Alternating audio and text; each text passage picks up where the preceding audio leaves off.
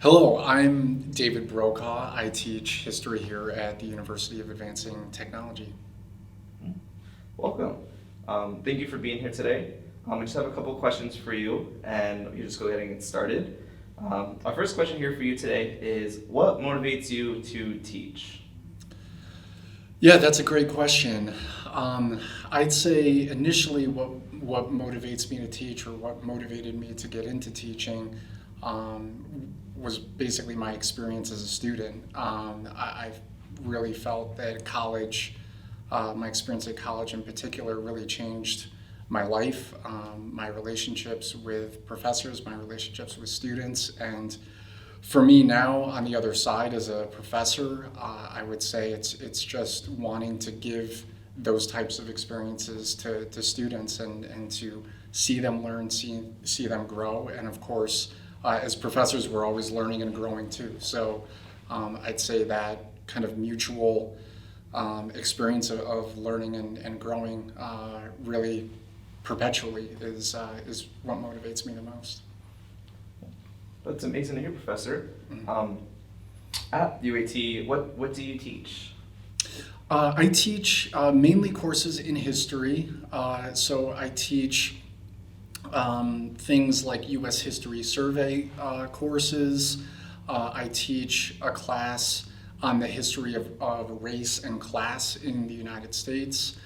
I also teach classes on the history of media, so I have a class on the history of mass media, and I have a class on using the Twilight Zone, actually, the TV series.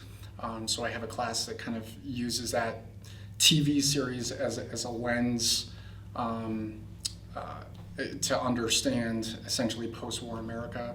I also have a class on the history of madness, so we look at the history of mental health and how it's been understood in different times, how it's been treated in different times. So that's a really fun class too.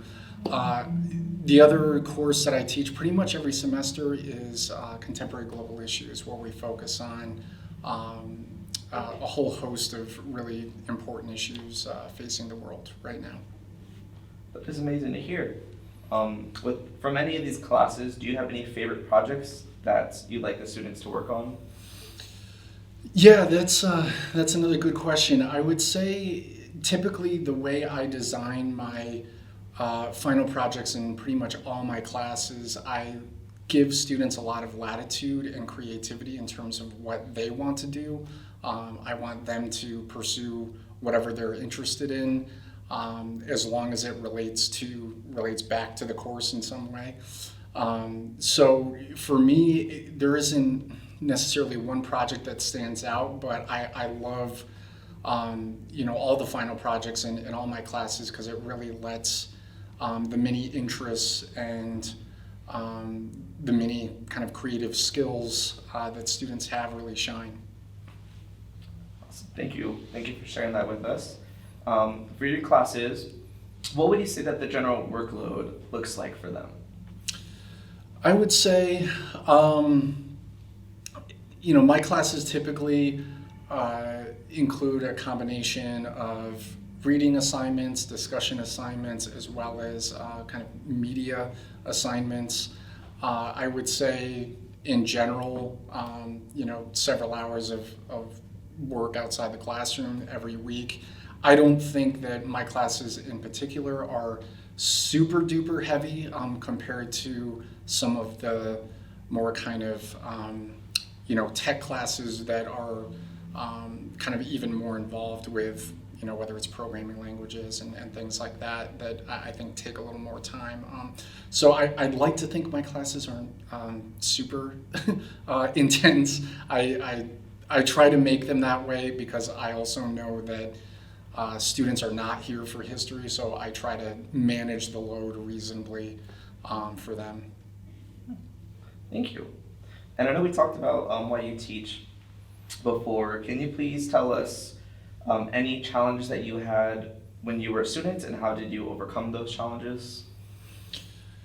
Yeah, that's another great question. I would say that, a lot of the challenges that I had as a student would include just kind of staying motivated. Obviously, semester after semester, there can be a little bit of a grind, and you can certainly hit walls from time to time. It can be hard to feel inspired every day, right?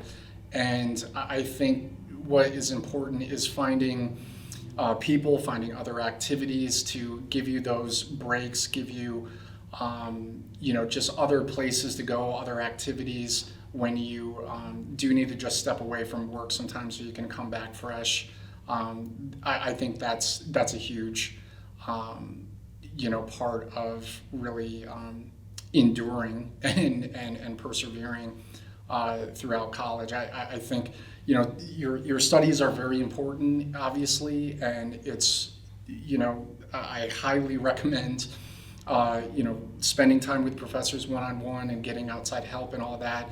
But I think it's also true that it's just as important to make sure you make time for things that sort of rejuvenate you, whatever that is, whether that's hanging out with friends or going hiking or being outside. I think that's really important. Amazing. Thank you. I agree with you. I think that's also very important. I'm hoping that the students watching this can take away from that and use that for inspiration. All right, Professor, and then we just have a curveball for you here. What can you tell us that you do in your free time while being a teacher here at UAT? Yeah, I typically like to get outside when I'm not teaching. So I do love to go hiking. Obviously, there's a lot of great hiking here in Arizona in the desert and going up north to Flagstaff. So I love doing that, love camping, love kayaking. But yeah, I also love music. I play music also in my spare time. I play guitar and piano. So I would say the combination of natures as well as music are the things that feed me the most when I'm not teaching. Awesome, thank you. And I think that's about all of our questions for today. Thank you for being here. Yeah, thank you.